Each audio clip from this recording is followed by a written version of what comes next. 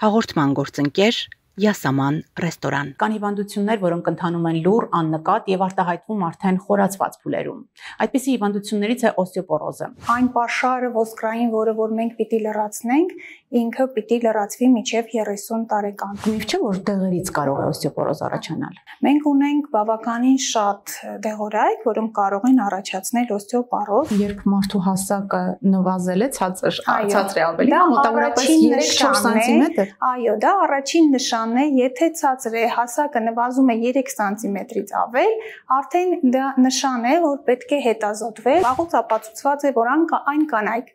որոնք ծխում են, 2-ից 3 անգամ ավելի հաճախ են ունենում ազդովսկրի վզիկի կոտրվածք, քան նրանք, ով չեն ծխում։ Միև չէ, որ խիստ դիետաները եւ ծանր քաշերով մարզումները կարող են բերել ոսկրային զանգվածի քայքայման։ Սննդային հավելումներից ոչ մեկը չունի բազա ապացուցողական բժշկության։ Եթե վիտամին D-ի քանակը ցածր է, կալցիումը չի կարող անգամ բավարար քանակությամբ ստանալու դեպքում ինքը չի լցվի ոսկոր։ Իհարկե լոգը, յոգան շատ լավ են առողջության համար, բայց եթե խոսքը գնում է օստեոպորոզի կանխարգելման համար, միայն ծանրավարժություններն են, որոնք կանխարգելում են օստեոպորոզը։ Հաղորդման գործընկեր Elson Salon Studio։ Դուք դիտում եք միֆերը առողջության մասին հաղորդումը, բարև ձեզ։ Կան հիվանդություններ, որոնք ընթանում են լուռ, աննկատ եւ արտահայտվում արդեն խորացված փուլերում։ Այդպիսի հիվանդություններից է օստեոպորոզը։ Համաշխարհային տվյալներով յուրաքանչյուր 3-րդ վայրկյանին ամեն 3-րդ կինը եւ 5-րդ տղամարդ ունենում են օստեոպորոզով պայմանավորված կոտրվածքներ։ Հենց այս պատճառով այն կոչվում են նենգ հիվանդություն։ Ուրեմն, որոնք են առաջացման պատճառները, ինչպես կանխարգելել եւ բուժել օստեոպորոզը, մեզ կասի էնդոկրինոլոգ Լուսինե Աղաբաբյանը, բարև ձեզ։ Շնորհակալ եմ հրավերն ընդունելու համար։ Խոսելու ենք օստեոպորոզի մասին, նախ ասենք, թե որոնք են առաջացման պատճառները, ինչու են կոչվում նենգ հիվանդություն։ Նախ ուզում եմ ասել, որ օստեոպորոզը այո լուռ ընթացող պանդեմիա է, այսօր ամբողջ աշխարհում բավականին շատ ենք բարձրաձայնում օստեոպորոզի թեման, որովհետև իհարկե ոսկրային հյուսվածքը անվերջ մշտապես վերակառուցվող, վերականգնվող հյուսվածք է համարվում եւ սկսած ծնված օրվանից մինչեւ կյանքին վերջին օրը վերակառուցվում է եւ վերականգնողական եւ քայքայվող բջիջներ մենք ունենք, օստեոբլաստներ, որոնք վերականգնում են ոսկրային հյուսվածքը եւ օստեոկլաստներ, որոնք քայքայում են հյուսվածքը, բայց մինչև 30 տարեկանն է, որ մենք ունենք ավելի բարձր վերականգնողական ֆունկցիա եւ ավելի ցածր քայքայման ֆունկցիա, այսինքն այն պաշարը ոսկրային, որը որ մենք պիտի լրացնենք, ինքը պիտի լրացվի մինչև 30 տարեկան, թե ինչպես ենք լրացնելու, կասենք հետագայում իհարկե, բայց 30 տարեկանից հետո մեզ մոտ քայքայման process-ները ավելի արագ են ընթանում, քան վերակառուցման process-ները։ Ամեն դեպքում կյանքում, ինչպես եւ ոսկրերում, ամեն ինչ բալանսի մեջ է լավ, դրա համար մենք փորձում ենք անգամ 30 տարեկանից հետո բալանսը պահել նաեւ ոսկրային համակարգում։ Ովքեր են ռիսկի խմբում, դուք ճիշտ է նշեցիք 30 տարեկանից հետո պետք է արդեն ուշադիր լինենք, ավելի մասնավոր ասենք, ովքեր են ռիսկի խմբում եւ ռիսկի գործոններ, որոնք հնարավոր է կառավարել։ Նախ ուզում եմ ասեմ, որ ռիսկի խմբում են գտնվում 50+ կանայք, դաշնանադադարից հետո, 65 տարեկանից հետո տղամարդիկ, ծխող եւ ալկոհոլ չարաշահող կանայք եւ տղամարդիկ, այն մարդիկ, որոնք սննդի մեջ քիչ են օգտագործում, կաթնամթերք սննդակարգը բալանսավորված չի, կարճ ասած, կալցիումի եւ վիտամին D-ի պակաս ունեցող, սննդային վարքի խանգարումներով այն պացիենտները, որոնք ունեն անորեքսիա եւ քիչ են օգտագործում համապատասխան, հետագայում կասենք ինչ սննդի տեսակներ, որոնք մեզ թույլ են տալիս ավելի ոսկրպնդացնել եւ ուժեղացնել, որ հետագայում այս խնդիրը ավելի արագ առաջ չգնա եւ կան իհարկե հիվանդություններ եւ դեղորայք, որը որ կարող է նպաստել օստեոպորոզի առաջացմանը։ Միև չէ, որ խիստ դիետաները եւ ծանր քաշերով մարզումները կարող են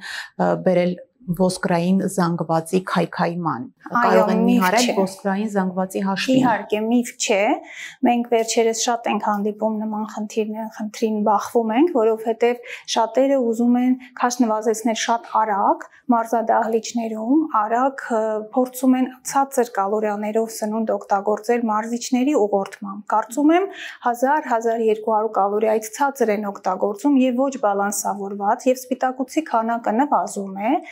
եւ Բացի դրանից միաժամանակ անում են ծանրավարժություններ, որոնք չեն կարող քաշ ավելացնել, չեն կարող մկանային զանգված ավելացնել, քանի որ սպիտակուցը պակաս է իր սննդի մեջ։ Այդ իսկ պատճառով ավելի շատ նման պացիենտները մեզ դիմում են մկանային զանգվածի նվազմամբ, այլ ոչ թե ճարպի նվազմամբ։ Այս դեպքում շատ կարևոր է բալանսավորված սննդին հետ զուգահեռ անել ուժային վարժություններ, ինչու ոչ, միայն բժշկի ուղղորդմամբ։ Իսկ միֆ չէ, որ դեղերից կարող է օստեոպորոզ առաջանալ։ Մենք ունենք բավականին շատ դեղորայք, որոնք կարող են առաջացնել օստեոպորոզ, դա իհարկե հորմոնալ պրեպարատներն են, գլյուկոկորտիկոիդները, դեքսամետազոն, պրեդնիզոլոն, մեծ ծանոթ պրեպարատները, որոնք նշանակվում են որոշ հիվանդությունների դեպքում, եւ կան հիվանդություններ, երբ պացիենտը դեղորայքը ստանում է ամբողջ կյանքի ընթացքում։ Եթե պացիենտը 3 ամսից ավել ստանում է գլյուկոկորտիկոիդ, արդեն բժիշկը զուգահեռ նշանակում է կալցիումի, վիտամին D-ի եւ այլ պրեպարատներ կանխարգելելու համար օստեոպորոզը։ Բացի դրանից մենք շատ հաճախ մեր հասարակությունը զուտ ստամոք սաղիքային խնդիրների համար ինքնուրույն խմում է օմեպրազոլ, պանտոպրազոլ պրեպարատներ ստամոքսի համար, որոնք երկարատև օգտագործման դեպքում, 1 տարի եւ ավել օգտագործման դեպքում կարող են իհարկե առաջացնել նաեւ օստեոպորոզ։ Մենք ունենք վահանաձև գեղձի համար նշանակվող պրեպարատներ, լևոթիրոքսինի խմբի պրեպարատները, որոնք երկարատև են խմում պացիենտները, երկարատև օգտագործման դեպքում նրանք նույնպես կարող են առաջացնել օստեոպորոզ։ Դրա համար այս պրեպարատները ստացող պացիենտները իրենց բժշկի հետ բնականաբար անում են նաև կանխարգելում օստեոպորոզի։ Հենց դրա համար էլ պետք չէ ինքնաբուժությամբ զբաղվել, սա խիստ վտանգավոր է։ Պետք է բժշկի նշանակումներին հետևել, ասենք թե որ ոսկորներն են օստեոպորոզի թիրախում։ Թիրախում է դաստակը նախ, ամենաառաջի կոտրվածքը, որ հիմնականում լինում է օստեոպորոզի դեպքում, որպես սիգնալ օստեոպորոզի, դա դաստակն է, որովհետև սայթաքելուց ընկնելուց առաջին հերթին մենք մեզ պահում ենք բնազդաբար ձեռքով, եւ դաստակը առաջինն է կոտրվում։ Բացի դրանից դա կրծքային եւ գոտկային հատվածն է ողնաշարի, որը կարող է ուղղակի կոմպրեսիվ նվազել, իջնել, կոտրվածք լինի, անցավ գուցե կամ բութ ցավ լինի, որին որևէ մեկը լուրջ ուշադրություն չի դարձնում, եւ իհարկե ազդրոսկրի վզիկը, որը որ համարվում է ինվալիդիզացիայի եւ մահացության առաջի պատճառը օստեոպորոզիկ կոտրվածքների դեպքում։ Այսինքն երբ մարդու հասակը նվազել է, ցածր է ավելի, մոտավորապես 3-4 սանտիմետր։ Այո, դա առաջին նշանն է, եթե ցածր է, հասակը նվազում է 3 սանտիմետրից ավել, արդեն դա նշան է, որ պետք է հետազոտվել եւ հայտնաբերել օստեոպորոզը կամ օստեոպենիան եւ սկսել նրա բուժում։ Բժշկուհի մենք նշեցինք, որ օստեոպորոզը նենք հիվանդություն է եւ կարող է ընթանալ լուռ, իսկ կան ախտանշաններ, որոնք կարող են մեզ հուշել եւ միջոցառումներ ձեռնարկենք հնարավոր կոտրվածքներից խուսափելու համար։ Այո, ախտանշաններից մեկը ես արդեն նշեցի, դա կոտրվածքն է ցածր, քո հասակից ավելի ցածր, կներեք ռուսերենից համար свысоты собственного роста։ Այսինքն, եթե ընկնում ես ոչ շատ բարձր տեղից, ուղղակի սայթաքելուց եւ ունենում ես կոտրվածք, դա արդեն առաջին նշանն է, որ դու գուցե ունես օստեոպորոզ։ Բացի դրանից, ողնաշարի, գոտկային եւ կրծքային հատվածի անվերջ ցավերը նույնպես խոսում են օստեոպորոզի մասին։ Եղունգների, ատամների փոփոխություններ կան, որոնք նույնպես խոսում են օստեոպորոզի մասին, թիկունքի փոփոխությունը, կուզը, մեր ժողովրդական լեզվով ասած նույնպես խոսում է օստեոպորոզի մասին եւ իհարկե հասակի նվազումը օստեոպորոզի առաջին նշաններից է։ Իսկ եղունգների, ատամների մասով ինչ փոփոխություններ են։ Կալցիումը լավ չի ներծծվում, չէ՞ որ դա էլ է ոսկրային հյուսվածք։ Կալցիումը լավ չի ներծծվում եւ բնականաբար փոփոխություններ կարող են լինել, կոտրվող եղունգներ կարող են լինել, սպիտակ բծեր կարող են լինել, ատամնաբուժներն են շատ հաճախ տեսնում հաճախակի կարիեսներ եւ վնասումներ ատամնաշարի։ Ով է ախտորոշում եւ ինչպես է ախտորոշվում օստեոպորոզը։ Օստեոպորոզ կարող է ախտորոշել ցանկացած մասնագետ։ Ցանկացած մասնագետ, ով շփվում է մեր պացիենտի հետ, դա կարող է լինել եւ ռևմատոլոգը, որը նշանակել է դեղորայք, որոնք կարող են առաջացնել օստեոպորոզ, դե բնականաբար էնդոկրինոլոգը, որը այս ամենի հետ շփվում է ամեն օր, եւ ատամնաբուժը կարող է տեսնել խնդիր եւ ուղղորդել։ Դա կարող է անել եւ տրավմատոլոգը, եւ ողնաշարաբանը, ցանկացած մասնագետ, ով տեսավ պացիենտին, պացիենտը երբ մտնում է, ինչպես ասել է Հիպոկրատը, երբ պացիենտը մտնում է ներս, դու պիտի քո ախտորոշման գոնե 50%-ը արդեն ունենաս։ Իրականում քայլվածքից, կեցվածքից մարդու կարելի է շատ բան իր առողջության մասին ասել։ Ինչպես է ախտորոշվում։ Ախտորոշման ոսկե ստանդարտ համարվում է դենսիտոմետրիան, եւ մենք Փառք Աստծո մեր հանրապետությունում ունենք շատ սարքեր դենսիտոմետրիայի,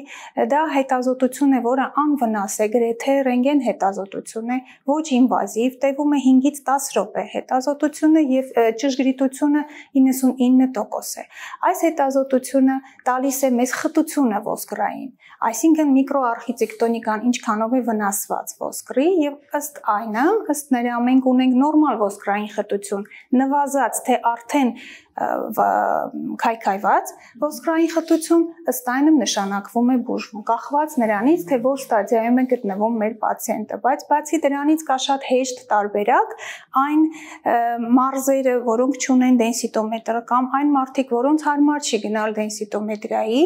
ինչ-ինչ պատճառներից ելնելով կա ֆրաքս հետազոտություն, որը կա on-line հարթակում, բոլորը ով ունի սմարթֆոն եւ ունի ինտերնետ, կարող է ֆրաքս հետազոտությունը, ֆրաքս աղյուսակը կա on-line հարթակում, որտեղ գրվում է տարիքը, քաշը, հասակը, դեղորայքը, որոնք որ ստանում է պացիենտը,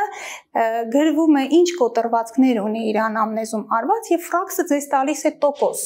Տոկոսային հարաբերությամբ դուք կարող եք իմանալ արդյոք մոտակա 10 տարում դուք ունեք ռիսկ օստեոպորոզիկ կոտրվածքի, թե ոչ։ Շատ հեշտ է դա անելը եւ ցանկացածը ոչ բժիշկ լինելով կարող է դա անել։ Կարելի է գուգլել։ Այսպիսով օստեոպորոզ նշանակում է ոսկրային զանգվածի փխրունություն, նոսրացում, քայքայում, որը ենթակա է ամենափոքր հարվածից կոտրվածքի։ Հնարավոր է կանխարգել օստեոպորոզը։ Կան պատճառներ, որոնք իհարկե գենետիկ պատճառները մենք չենք կարող որևէ ձևով կանխարգել, բայց կան պատճառներ, որոնք կարող են կանխարգել։ Դա իհարկե ծխախոտն է։ Վաղուց ապացուցված է, որ այն կանայք, որոնք ծխում են, 2-ից 3 անգամ ավելի հաճախ են ունենում ազդոսկրի վզիկի կոտրվածք, քան նրանք, ով չեն ծխում։ Այսինքն սիգարետի, ծխախոտի գուցե քանակի նվազեցումը կամ դադարեցումը, եթե դա հնարավոր է, ողջունելի է։ Ինչ վերաբերվում է ալկոհոլին, ալկոհոլը թույլ չի տալիս, որ վիտամին D-ի նյութափոխանակությունը նորմալ իր կերպով ընթանա։ Այդ իսկ պատճառով ալկոհոլի քանակի նվազեցումը նույնպես թույլ կտա կանխարգել վաղ օստեոպորոզի առաջացմանը։ Եվ իհարկե սննդակարգը շատ կարևոր է, սննդակարգում մեծ քանակությամբ սպիտակուցներ ներառելը, քանի որ մեր մկանային մասսան զարգանում է սպիտակուցներից հիմնականում, այլ ոչ ածխաջրից։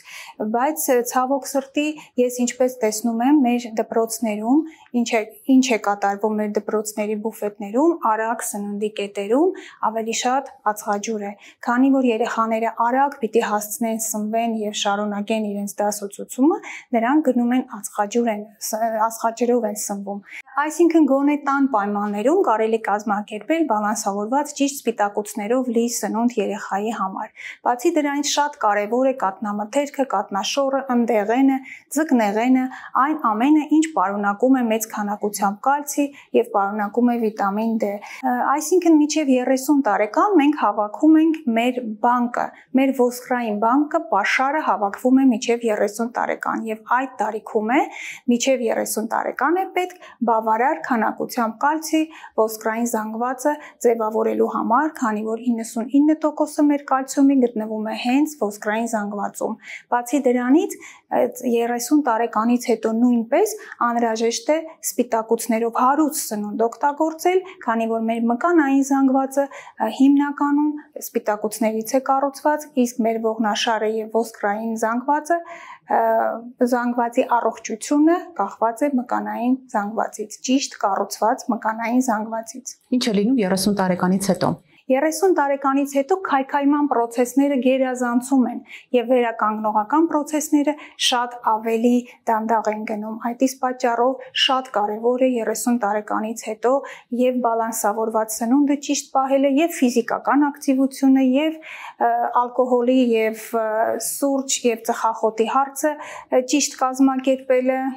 Ծննդային հավելումների մասին շատերը պարզապես պատվիրում են կամ վերցնում են դեղատներից, ասենք որքան է ընդունելի չափաբաժինը եւ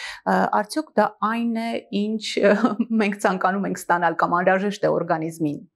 Ինչ վերաբերում է սննդային հավելումներին, ես միշտ բերում եմ մեկ օրինակ, եթե մենք այլ երկրում ենք եւ A կետից պիտի հասնենք B կետը, մենք ունենք 3 ճանապարհ։ Առաջինը ինքնուրույն փորձենք հայթայթենք ճանապարհը գտնենք եւ հասնենք A կետից B կետը, մյուսը քարտեզի միջոցով փորձենք դա անենք եւ ամենահեշտ եւ արագ եւ անվտանգ ճանապարհը դա նավիգատորի միջոցով գնալն է։ Եվ արագ կգտնենք եւ ապաները կշրջանցենք եւ անվտանգ կհասնենք։ Ինչու եմ ես օրինակը բերում, դա վերաբերվում է սննդային հավելումներին։ Սննդային հավելումներից ոչ մեկը չունի բազա ապացուցողական բժշկության եւ հենց այնպես վերցնել դեղատներից եւ սոցկայքերից գնել եւ սկսել ինքնուրույն օգտագործելը կարա բերի բավականին շատ կողմնակի էֆեկտների եւ մենք վերջերս ունեցանք տոքսիկ գեպատիտով պացիենտ, որը 7 տեսակ սննդային հավելում էր օգտագործել ինքնուրույն առանց բժշկի գիտության։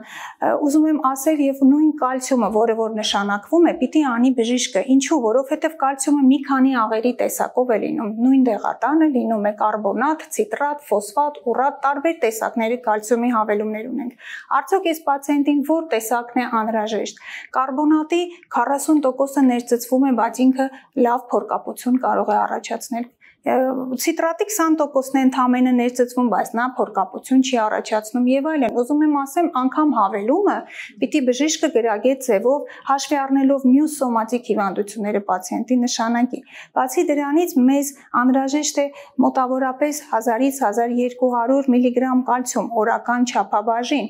բայց մենք տեսնում ենք հավելումների վրա գրված 1200-1400 միլիգրամ կալցի եւ միանվագ օգտագործելու համար պացիենտը կարող է դա վերցնել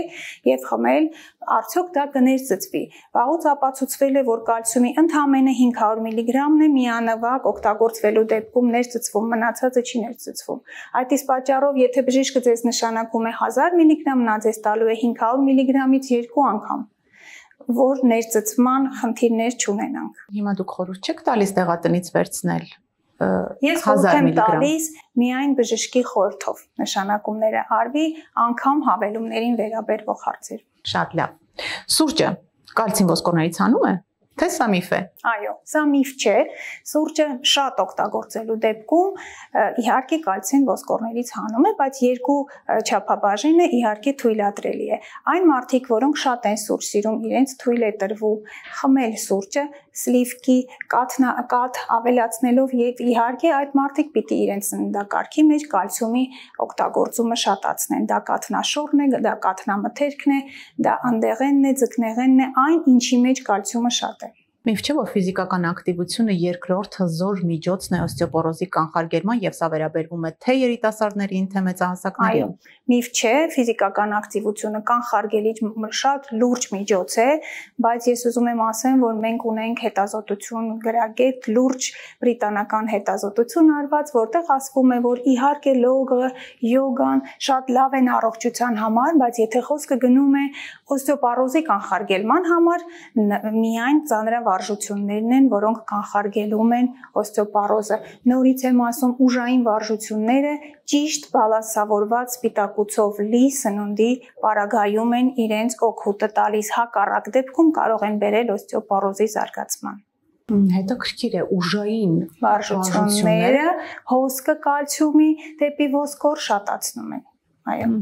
Թվում էր, թե պետք է այստեղ ավելի շատ կոտրվածքներ ստանան,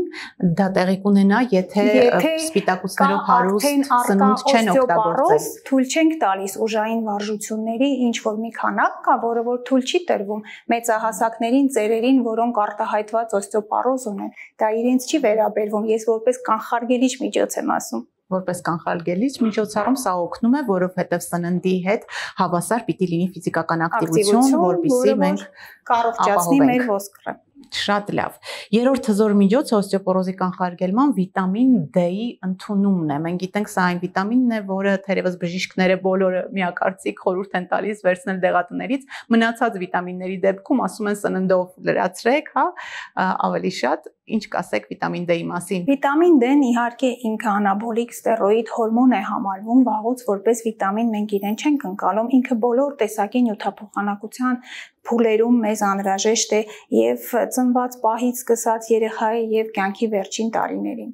Վիտամին D-ն անհրաժեշտ է, որ կալցիումը լցվի մինչեւ ոսկոր հասնի։ Դա բանալին է, որը բացում է ոսկրի դուռը, որ կալցին լցվի ոսկոր։ Հակառակ դեպքում, եթե վիտամին D-ի քանակը ցածր է, կալցիումը չի կարող անգամ բավարար քանակությամբ ստանալու դեպքում ինքը չի լցվի ոսկոր։ Դրա համար, այո, մենք խորհուրդ ենք տալիս, ամեն թիրախային խումբը ունի իր նախընտրելի դոզան, դեղաչափը վիտամին D-ի, մենք խորհուրդ ենք տալիս ստանալ։ Իսկ պրոֆիլակտիկ դոզաները 600-ից 800 մինչև 1000 միավոր վիտամին D-ն են, դեղորայքային դոզաները շատ ավելի մեծ կարող են լինել, բայց պրոֆիլակտիկան կատարվում է այն դեպքում, եթե մենք արդեն ունենք ռիսկի գործոններ, որոնք կարող են նպաստել օստեոպարոզի առաջացմանը։ Իհարկե նորից հիշում ենք, որ ավելի ճիշտ է կանխարգելել, քան բուժել հիվանդությունը, այդուհանդերձ, եթե բաց են թողել ժամանակը, ինչպես է բուժվում օստեոպորոզը։ Ուրեմն օստեոպորոզի բուժման առաջին երկու պրեպարատը, որոնք ես ձեզ արդեն ասեցի, դա կալցիումն է եւ վիտամին D-ն է, բայց առանց սննդակարգի, առանց բալանսավորված ճիշտ սննդակարգի եւ ֆիզիկական ակտիվության մեզ մոտ ոչինչ չի ստացվի։ Ամեն տարիքային խումբ ունի իր ֆիզիկական ակտիվությունը նախընտրելի։ Իսկ դեղորայքից կան բիսֆոսֆոնատներ, դենոսունաբներ, որոնք եւ օրական օգտագործման են, եւ ամսական օգտագործման են, եւ կան պրեպարատներ, որոնք 6 ամիսը մեկ սրսկման տեսքով ենք անում, բայց ուզում եմ ասել, որ օստեոպարոզը չունի բուժման 2-3 տարի, օստեոպարոզը բուժվում է ամբողջ կյանքի ընթացքում, նա այն հիվանդությունն է, որը կանգ չի առնում, մենք ծերանում ենք, մեր ոսկրային հյուսվածքը ծերանում է, քայքայվում է եւ մենք պիտի մինչեւ կյանքի վերջին օրը փորձենք ամեն ինչ անենք, որ ապրենք վստահ, առողջ եւ ուղիղ թիկունքով։ Շնորհակալություն բժշկուհի ինֆորմատիվ զրույցի համար։ Ես եմ շնորհակալ։ Հիշեցնեմ, մենք զրուցում ենք էնդոկրինոլոգ Լուսինե Աղաբաբյանի հետ, ինչպես կասեր Հիպոկրատը, մենք այն ենք, ինչ ուտում ենք, իսկ մեր ոսկրերի ամրությունը դրան ուղիղ համեմատական է։ Կարևոր է հիշել, որ մինչև 30 տարեկան մենք կալցիում ենք հավաքում, ոսկրերի զանգված ենք, պաշար ենք հավաքում եւ 30 տարեկանից հետո սկսում ենք կորցնել այդ պաշարը։ Դրա համար ճիշտ ժամանակին պետք է մտածել սննդակարգի մասին։ Հետևեք մեր թողարկումներին, դիաբետիկ ինֆորմացիայի ուժին, եղեք պաշտպանված։ Շնորհակալություն նաեւ Յասամա ռեստորանին, ընկերական համեղ հանդիպումների, ջերմ հիշողությունների լավագույն հավաքատեղի։ Համեցեք Յասաման Երևանում, Ծաղկաձորում եւ Սևանում։ Կհանդիպենք։